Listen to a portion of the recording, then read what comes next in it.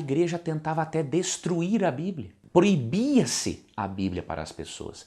Então a pergunta é, será que de fato a Igreja Católica proibiu a leitura da Sagrada Escritura para os leigos? Tentou destruir a Bíblia e proibiu a leitura da Sagrada Escritura? Então é utilizado sempre para argumentar essa falácia, essa mentira, um fragmento tirado de contexto de uma carta do Papa Inocêncio III, ali do século XII, né? A carta Cum Ex Nunquito do Papa Inocêncio III. Eles tiram de contexto para poder justificar isso. Mas antes da gente ler esse fragmento dessa carta, como ele diz no vídeo dele, é preciso considerar a história. Vamos considerar a história da época, né? O que aconteceu na época. E devemos considerar também a história. O que acontece é que surgiu nesse período aí na França, sobretudo na França, mais uma heresia, né? Assim como surgiu tantas heresias na história da igreja, que a igreja foi combatendo. Surgiu a heresia dos cátaros, que era uma heresia gnóstica, herética, extremamente herética, também maniqueísta. E essa heresia era uma heresia extremamente perigosa, né? Porque eles acreditavam aí em dois deuses, né? Acreditavam que existiam dois deuses, né? Era o dualismo, né? Acreditava-se num Deus bom e num Deus mau. E que esse Deus mau, ele criou a matéria, né? Os cátaros, eles criam que esse Deus mau, ele criou esse mundo visível, né? E é uma criação, esse mundo visível é uma criação do Deus mau. Então, por crer que em cada criança nascida, né, era um espírito mau que encerrava no seu corpo uma alma de um anjo, né? Um anjo decaído.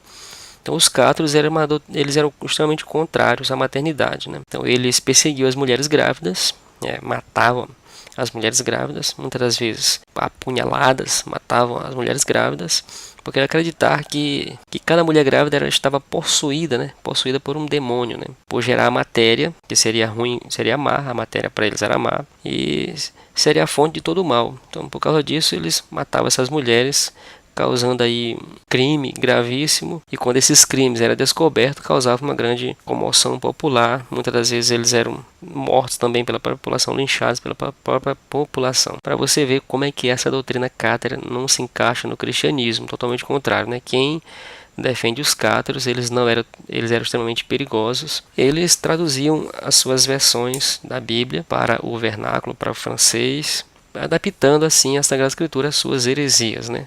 Então, o que o Papa Inocêncio fez foi proibir que os católicos tivessem contato com essas versões, né? Com essas versões heréticas, essas versões distorcidas da Sagrada Escritura. E não proibiu a leitura da Sagrada Escritura, né? Mas que, por questões pastorais, por questões até mesmo de preservar a fé católica, preservar os católicos, proibiu que eles tivessem contato com essas versões e não com a Sagrada Escritura. Aqui eu tenho aqui um trecho da carta que fala o seguinte: também, se o desejo de entender as divinas Escrituras e o zelo de exortar em conformidade com estas não mereça repreensão. Quer dizer, se o desejo de entender as Escrituras, de zelo para exortar em conformidade com a verdade revelada, não merecia repreensão, mas antes recomendações. Então é isso que o Papa está dizendo. Se o desejo era conhecer a Sagrada Escritura, se o desejo era exortar, se o desejo era entender, merecia o que? Recomendações da igreja, do Papa. Como sempre a igreja fez, recomendou como a Bíblia deve ser lida, como deve ser compreendida, como deve ser interpretada. Porém, parece merecer censura, porque celebram pequenas reuniões próprias, usurpando para si o ofício da pregação, zombam da simplicidade dos sacerdotes, recusam a companhia daqueles que não se associam a tais coisas. Então, o que a igreja censurou foi justamente os hereges, né? Os hereges cátaros e essas versões da Bíblia mal traduzida conforme o gosto dos hereges cátaros, né? Então, isso que a igreja fez ali no século XII, ali no período da Idade Média, né?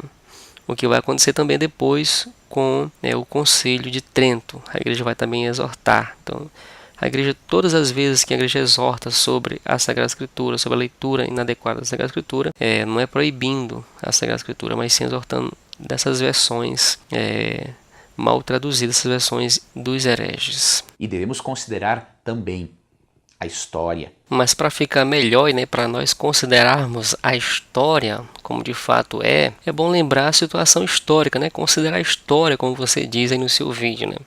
Então nós estamos aqui no século XII, né? A imprensa só surgiu em 450 com Gutenberg. E nós estamos aqui no século XII e nessa época ainda não existia a imprensa.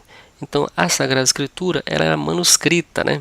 Não se encontrava a Bíblia, né? Como nós temos hoje, que a gente pode baixar no iPhone, pode baixar no celular, pode baixar no computador, vai em qualquer lugar, numa Xerox, pode copiar os textos da Sagrada Escritura. Não é assim que funcionava então aqui no século XII, século XIII. Isso só vai facilitar que a Bíblia possa chegar na mão do povo muito tempo depois, né? Então aqui, como é que o Papa poderia proibir, como é que a igreja poderia proibir a Sagrada Escritura, dos leigos lerem a Sagrada Escritura, se muitas das vezes nem todo mundo tinha acesso de fato à Sagrada Escritura?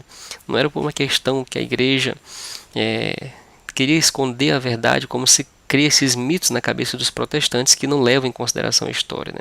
Não é que a igreja proibia a Sagrada Escritura, não era que a igreja não queria que o livro chegasse nas mãos dos católicos da época.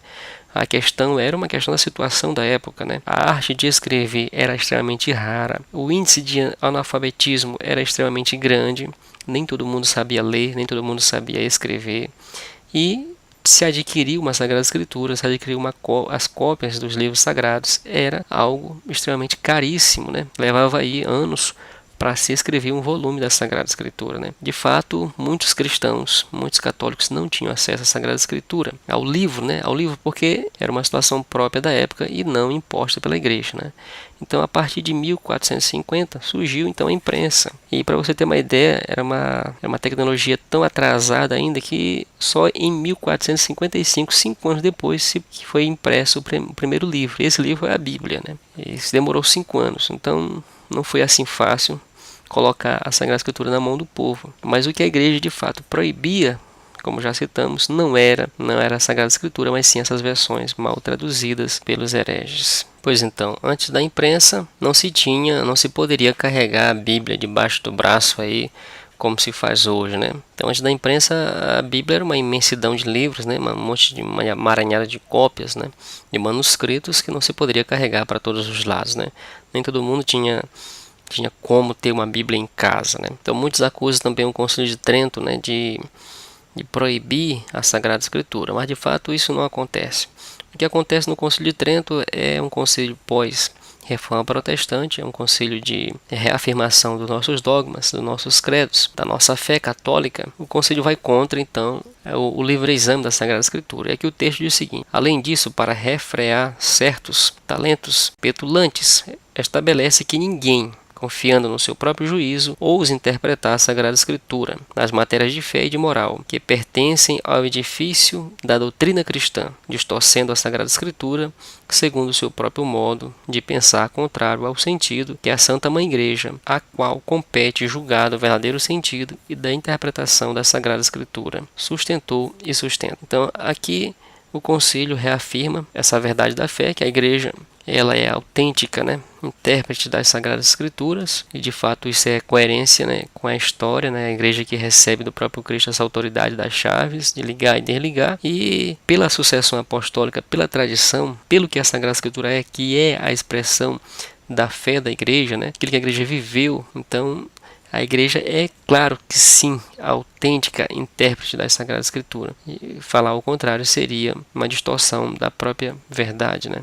Então a igreja sim, ela é autêntica intérprete da Sagrada Escritura por isso, porque ela compilou, porque ela definiu, porque ela cuidou. Para você ter uma ideia, até mesmo os capítulos e versículos que você tem na sua Bíblia aí, foi definido pela igreja. Os originais não tinham capítulos e versículos, né? A primeira divisão em capítulo quem fez foi um bispo católico chamado Stephen Langton, arcebispo de Cantuária, na Inglaterra, né? Como a Sagrada Escritura foi gerada no coração da igreja, né, pela pregação apostólica, pela tradição apostólica, ela também, claro, é a verdadeira intérprete desses textos da Sagrada Escritura. Não está desassociada a Escritura com a palavra transmitida oralmente, né? Ao magistério foi confiado a verdadeira interpretação autêntica. Aí quem é contra vai na linha de Lutero, na linha de Calvino, que deixou aí o livre-exame da Sagrada Escritura. Mas só que o livre-exame gera um relativismo bíblico, gera um relativismo da doutrina cristã. Por isso, hoje, muitas pessoas acham que podem interpretar, auxiliados pelo Espírito Santo, interpretar a Sagrada Escritura. E hoje gerou o quê? Gerou uma divisão interminável de interpretações dentro do cristianismo, e o cristianismo se torna cada vez mais relativo, né? Porque cada um diz que é auxiliado pelo Espírito Santo e pode interpretar as Escrituras. Mas só que essas interpretações se contradizem entre si, porque um aceita a imortalidade da alma, outro já não aceita a imortalidade da alma, um aceita o batismo de criança, outro já não aceita, um aceita que Jesus Cristo é Deus, outros já não aceitam que Jesus Cristo é Deus, como existe hoje inúmeras seitas protestantes, judaizantes, que já não aceitam que Jesus Cristo é Deus, outros aceitam a doutrina da Trindade, outros já não aceitam a doutrina da Trindade, todos apoiando-se na própria Sagrada Escritura. Então, não existe uma coerência, né? Então, como é que o Espírito Santo pode interpretar inúmeras pessoas usando o mesmo texto bíblico, trazendo interpretações diversas, gerando uma verdadeira convulsão dentro do cristianismo, né? O magistério, como intérprete oficial da Sagrada Escritura, é uma exigência da própria realidade das Escrituras e do modo como se formaram ao longo do tempo. É natural, então, que esse livro, que surgiu a partir da igreja, surgiu dentro do coração da igreja, a partir da expressão da fé da igreja, seja interpretado também pela igreja, né? Pelo magistério autêntico, que tem o poder das chaves que foi dado pelo próprio Jesus Cristo, né? Então Jesus Cristo disse aos apóstolos, né? Assim como o Pai me enviou, eu vos envio. Quem vos recebe, me recebe. Quem vos rejeita, me rejeita. Né? Então essa é a lógica das coisas. Né? O Pai enviou o Filho enviou a Igreja. Né? E essa Igreja apostólica, ela subsiste dentro de uma tradição, dentro de uma história de 2000 anos. Não é igrejinhas particulares que vão surgindo a partir de 1500, né, que rompem com a igreja e pegam apenas ali o livro e vão fazer doutrinas diversas em torno desse livro. Eu espero ter contribuído com a reflexão, deixo a vocês meu forte abraço e até o nosso próximo vídeo. Não esqueça de se inscrever no nosso canal e deixar o seu like.